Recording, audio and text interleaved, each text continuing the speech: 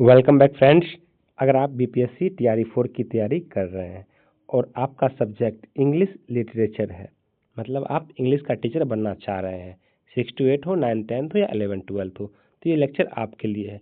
आपको पता होना चाहिए कि लिटरेचर से कितने क्वेश्चन पूछे जाते हैं। 40 क्वेश्चन पूछे जाते हैं, ठीक है। और उसमें से कम आपको 35 प्लस क्वेश्चन सही करना पड़ेगा, क्योंकि टीआरई 4 में कंपटीशन बहुत टफ होने वाला है। सीटों की संख्या कम होगी तो ऑटोमेटिक कंपटीशन टफ होगा ही। चलिए शुरू करते हैं अपने इस लेक्चर को। पहला क्वेश्चन है पमेलिया बाय रिचर्डसन। ये पमेलिया जो है ये रिचर्डसन के द्वारा लिखा गया है, ठीक है। पहला क्वेश्चन यहाँ से ये बनता है, ध्यान में रखिएगा। उसके बाद दूसरा, इज कंसिडर द फर्स्ट। ये पमेलिया को क्या माना जाता है, ये पहला क्या है? तो आंसर होगा एपिस्टोली नोबेल। पमेलिया को पहला एपिस्टोली नोबेल के नाम से जाना जाता है। अब देखिए एपिस्टोली नोबेल क्या होता है। पहले के समय में क्या होता था, जो इतना प्रिंटिंग प्रेस या बुक कॉपी पेन का आविष्कार नहीं हुआ था, तो लोग क्या करते थे, पत्र के माध्यम से, ठीक ना, एक पत्र पर मतलब नॉवेल लिखते थे, ठीक है। यहाँ पे ये इसीलिए यहाँ पे देखिए डिजाइन बनाया गया पत्र का, ठीक है। मतलब चिट्ठी में या डायरी में अपने नॉवेल को लिख के रखते थे उस रूप में, इसे कहते हैं एपिस्टोली नॉवेल, ठीक है। ये मोस्ट इंपोर्टेंट क्वेश्चन है, ध्यान में रखिएगा, ठीक है। पमेलिया रिचर्डसन के द्वारा लिखा गया है और इसको पहला एपिस्टोली नॉवेल के रूप में जाना जाता है, ठीक है। 2 नंबर क्वेश्चन है, the Elizabethan theatre saw the establishment of which major play house in 1599। देखिए एलिजाबेथ, ये जो क्वीन जो थी ना, ये एस्टैब्लिशमेंट को देखी थी, स्थापना को देखी थी, किस थिएटर की स्थापना को ये देखी थी, 1599 में हुआ था। ये था द ग्लोब थिएटर, इसकी स्थापना एलिजाबेथन देखी थी। ये ग्लोब थिएटर के जो हेड थे कौन थे इसके ऑनर? द विलियम शेक्सपियर इसके हेड थे, ठीक है। इनका शॉर्ट फॉर्म लिखे हैं WC विलियम S.A. शेक्सपियर, जगह कम होने के कारण, ठीक है ना। तो याद रखिएगा, ये भी क्वेश्चन पूछा जाता है कि द ग्लोब थिएटर के ऑनर कौन है, तो आंसर होगा विलियम शेक्सपियर, ठीक है।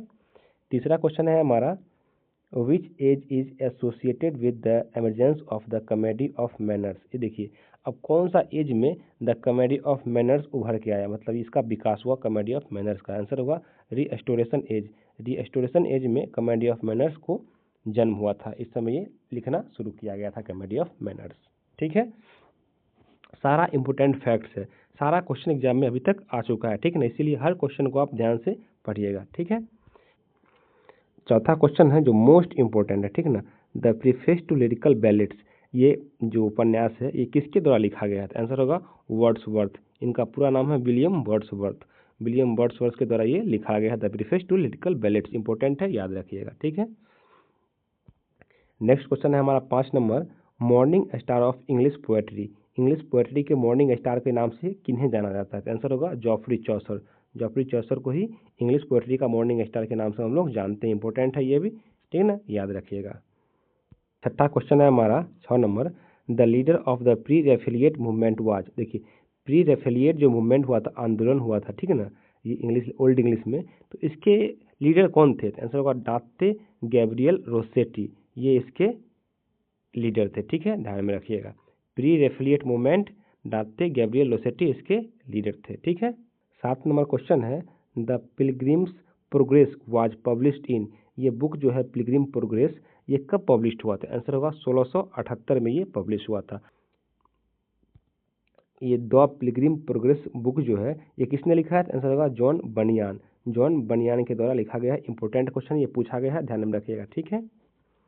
8 नंबर क्वेश्चन है, पैराडाइज लॉस्ट पब्लिश्ड इन। ये पैराडाइज लॉस्ट जो है बुक ये कब पब्लिश हुआ था, लंच कब हुआ था, आंसर होगा 1667 ईस्वी में। ये लिखा गया है जॉन मिल्टन के द्वारा, ठीक ना, जॉन मिल्टन, शॉर्ट फॉर्म लिख रहे हैं जैसे जॉन MC मिल्टन, ठीक है, ध्यान में रखिएगा, इंपॉर्टेंट क्वेश्चन है ये। नेक्स्ट क्वेश्चन है 9 नंबर, the rape of the lock belongs to which age. अब देखिए the rape of the lock पहले आपको पता होना चाहिए किसके द्वारा लिखा गया, इसके राइटर कौन है, इसके राइटर है अलेक्जेंडर पोप, AP इनका शॉर्ट फॉर्म लिख रहे हैं, ठीक है, अलेक्जेंडर पोप। और ये किस एज में लिखा गया था, ऑगस्टन एज में ये लिखा गया था, the rape of the lock, important है, बहुत इंपॉर्टेंट, याद रखिएगा ये आप, ठीक है। 10 नंबर क्वेश्चन है, sons and lovers was published in. ये बुक जो है सन्स एंड लवर्स उपन्यास ये कब पब्लिश्ड हुआ था, आंसर होगा 1913 में, ठीक है, इंपॉर्टेंट है, याद रखिएगा। सारा क्वेश्चन इसमें इंपॉर्टेंट है, जो एग्जाम में कहीं ना कहीं पूछा गया ही है। ठीक है। 11 नंबर क्वेश्चन है, who wrote she stoops to conquer. ये जो सी स्टूप्स टू कंकर है ये किसके द्वारा लिखा गया है? आंसर होगा Oliver gold Smith. Oliver gold Smith के द्वारा लिखा गया है, इंपॉर्टेंट है, स्टार मार्क कर लीजिएगा। 12 नंबर क्वेश्चन है, university wit leader. University wit leader में कौन कौन से कवि आते हैं? आंसर होगा रॉबर्ट ग्रीने, थॉमस नेस्ले, लीले। ठीक है ना, ये सब कवि यूनिवर्सिटी विट लीडर के अंतर्गत आते हैं, ध्यान में रखिएगा। ठीक है। 13 नंबर क्वेश्चन है, the waste land was published in. The waste land जो बुक है ये कब पब्लिश हुआ था? आंसर होगा 1922। ठीक है। 14 नंबर क्वेश्चन है, waiting for Godot belongs to which movement. ये वेटिंग फॉर गोडॉट जो बुक है ये किस मूवमेंट, किस आंदोलन में लिखा गया था? आंसर होगा थिएटर ऑफ द एब्सर्ड। इस समय ये लिखा गया था। ये बहुत इंपॉर्टेंट है, VVI है। 15 नंबर क्वेश्चन है, the metaphysical poet belongs to the. Metaphysical poet जो है वो किस सेंचुरी से बिलोंग करते हैं? आंसर होगा 17th सेंचुरी, 17वीं शताब्दी से मेटाफिजिकल पोएट बिलोंग करते हैं। जैसे जॉन डन, ये एक मेटाफिजिकल पोएट है। ठीक है। 16 नंबर क्वेश्चन है, Arcadia is a prose romance written by. Arcadia एक प्रोज रोमांस है। ठीक है। ये किसके द्वारा लिखा गया है? आंसर होगा sir Philip Sidney. Arcadia sir Philip Sidney के द्वारा लिखा गया है। 17 नंबर क्वेश्चन है, वॉल्फोन इज रिटन बाय। ये वॉल्फोन जो है ये किसके द्वारा लिखा गया है? The Ben Jonson. Volpone Ben Jonson, Volpone Ben Jonson. इस तरह से आप ध्यान में रखिएगा, इंपॉर्टेंट क्वेश्चन है। 18 नंबर क्वेश्चन है, father of English essay. Father of English essay के नाम से किन्हें जाना जाता है? आंसर होगा Francis Bacon. Father of English essay Francis Bacon, star mark कर लीजिएगा, इंपॉर्टेंट क्वेश्चन है। 19 नंबर क्वेश्चन है, who introduce blank verse into English drama. देखिए ये ब्लैंक वर्स जो है ना, जो लिखने की कला थी, इसको किसने इंट्रोड्यूस किया था? ब्लैंक वर्स लिखना किसने स्टार्ट किया था? आंसर होगा क्रिस्टोफर मार्लो। क्रिस्टोफर मार्लो के द्वारा ब्लैंक वर्स की शुरुआत की गई थी। ठीक है। 20 नंबर क्वेश्चन है, the first English dictionary table alphabetical was compiled bye. देखिए इंग्लिश की पहली डिक्शनरी थी टेबल अल्फ़ाबेटिकल, ये किसके द्वारा बनाया गया था? आंसर होगा इसका रॉबर्ट काउड्रे। रॉबर्ट काउड्रे के द्वारा ये बनाया गया था। ठीक है। 21 नंबर क्वेश्चन है, the battle of books is a satire associated with. ये बैटल ऑफ बुक्स जो है, ठीक है, ये एक सटायर है, एक कॉमेडी है। मतलब सटायर मतलब है कॉमेडी, व्यंग मारना, ठीक है, मजाक उड़ाना। ये किसके द्वारा लिखा गया था? आंसर होगा जोनाथन स्विफ्ट। ठीक है, जोनाथन स्विफ्ट के द्वारा लिखा गया है द बैटल ऑफ बुक्स। 22 नंबर क्वेश्चन है, Everyman belongs to which type of medieval drama.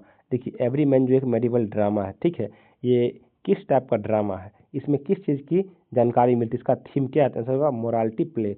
मतलब एक नैतिकता वाली कहानी है। मतलब एक इंसान को अच्छा होना चाहिए, उसमें अच्छे गुण होने चाहिए, इस पर ये बेस्ड है एवरी मैन। ठीक है, ध्यान में रखिएगा। 23 नंबर क्वेश्चन है, shepherd calendar was published in. ये शेफर्ड कैलेंडर जो ये नॉवेल है, शेफर्ड कैलेंडर, ये कब पब्लिश हुआ था? 1579 में पब्लिश हुआ था। ठीक है, ध्यान में रखिएगा। 24 नंबर क्वेश्चन है, the poem Lycidas is an example of. Lycidas जो पोएम है ये किस चीज़ का एग्जाम्पल है? ये एक पेस्टोरल एलजी है। मतलब क्या? एक शोक गीत है। मतलब किसी के मरने पे गांव से संबंधित, जब गांव में कोई लोग मरते थे तो उसमें ये पेस्टोरल एलजी गाया जाता था इंग्लैंड में। ठीक है, इसे कहते हैं शोक गीत। ठीक है ना। ये लिसिडास जो है ये जॉन मिल्टन के द्वारा लिखा गया था। ठीक है।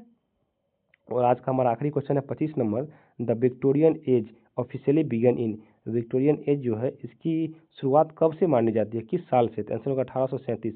विक्टोरियन एज 1837 में शुरू हुआ था। ठीक है। ये सारे क्वेश्चन 25 के 25 बहुत ही इंपॉर्टेंट है, कहीं ना कहीं पूछे गए हैं और आगे भी एग्जाम में ऐसे क्वेश्चन देखने को मिलेगा। इसीलिए आप लोग डिवीजन करते रहिए, पढ़ते रहिए। मिलते हैं फिर नेक्स्ट वीडियो में, तब तक के लिए जय हिंद।